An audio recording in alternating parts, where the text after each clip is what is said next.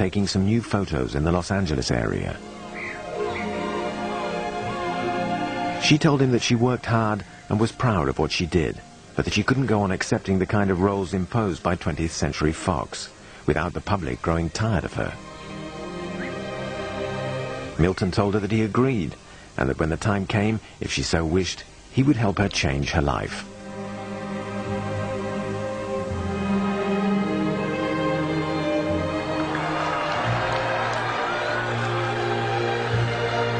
Back to real life.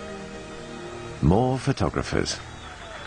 And the same old Marilyn look, the same old Marilyn smile, and the astonishing ability to be just where others expected her to be.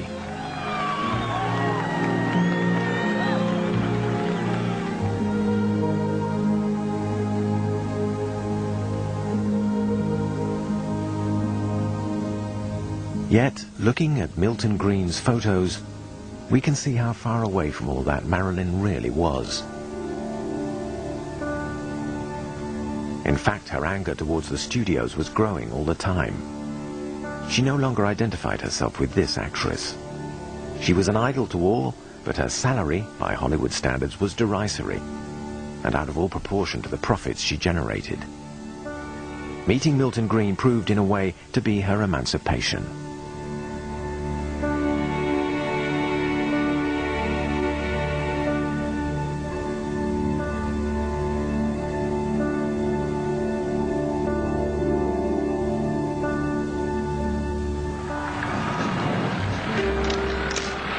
On the 9th of September 1954, Marilyn went to New York to film the exterior shots for Billy Wilder's film, The 7-Year Itch.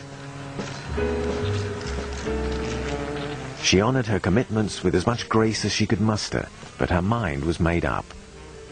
It's hard today to appreciate the courage it took to do what she decided to do and leave Hollywood. She was willing to try what no star had ever dared to do before. Go to the other end of the country and start again from scratch.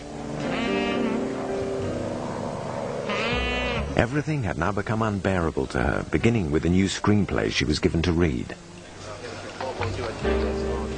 Milton found a team of lawyers who pored over the contracts she had signed with 20th Century Fox. They were riddled with errors, which she would soon exploit.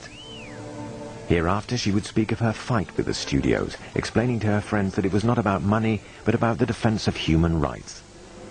Oh, he was telling me about my tax deductions, my I don't know what. I don't know about that. I only know I want to be wonderful. I'm tired of being known as the girl with the shape. I want to show them that I can act, and act well. This may have been what she was thinking as she hugged herself in her lucky white bathrobe. Yet she never stopped playing at being Marilyn, without complexes and without effort. She quite obviously still loved it. I was born a Gemini, Dr. Jekyll and Mr. Hyde. 2 people in one. To tell the truth, I'm probably more than just 2. I think there's 2 things in human beings that they, as I think there is in myself.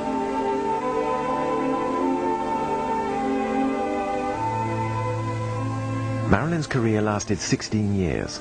1954 was the turning point. 24 films before and only 5 after. Fatigue, depression, boredom, perhaps. But could it not also be a direct consequence of her definitive farewell to Hollywood's vision of her?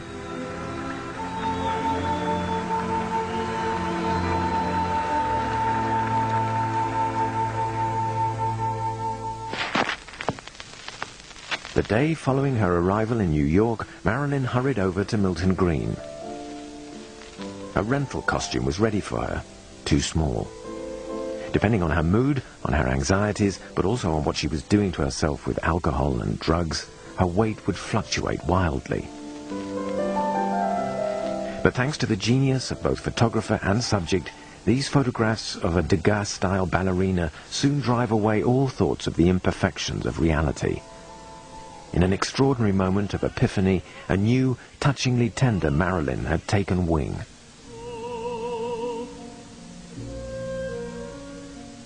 While A Marilyn freed from her sex symbol image. A Marilyn who henceforth wanted to be spoken to as equal to equal. A Marilyn who rejected partial happiness, claiming her share of immortality. Fame will go by, she said, and so long I've had you, fame. I've always known it was fickle, so at least it's something I experienced.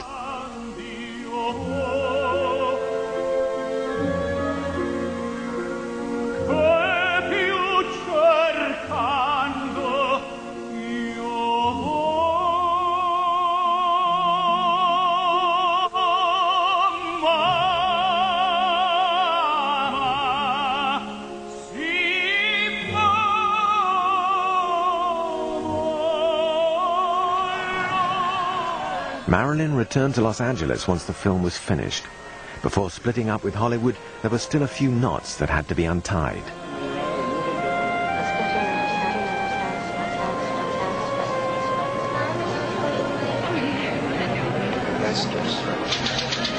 On the 6th of October 1954, 8 months after marrying him, Marilyn divorced Joe DiMaggio. She cited the serious anxiety and mental cruelty that she had suffered. She could as easily have brought up a few instances of physical violence. Joe was about as gentle as he was talkative. Marilyn would say, not without humor, "In the days of the silent movies, me and Joe would have made a great couple."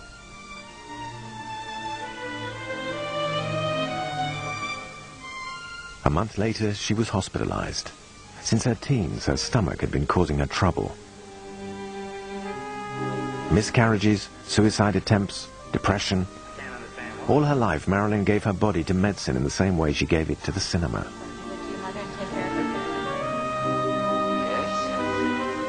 Well, I was just sitting here.